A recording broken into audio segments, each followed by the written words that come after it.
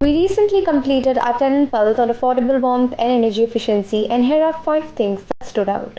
While a vast majority of people have seen an EPC chart before, only 29% of the people reported of knowing their EPC rating, suggesting that awareness doesn't necessarily equate to understanding. 72% of the respondents said that the heating costs are unaffordable, suggesting an urgent need for action. Interestingly, we also found that 88% of the tenants say they have not received any communication from landlords on net zero improvements.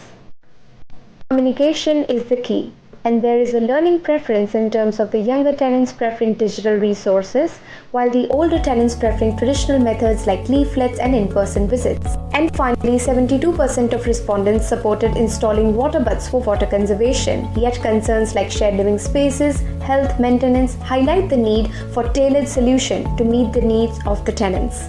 We have worked on a list of recommendations and a deeper analysis to understand what tenants had to say on this affordable warmth and energy efficiency survey. Head on to our website for the full report.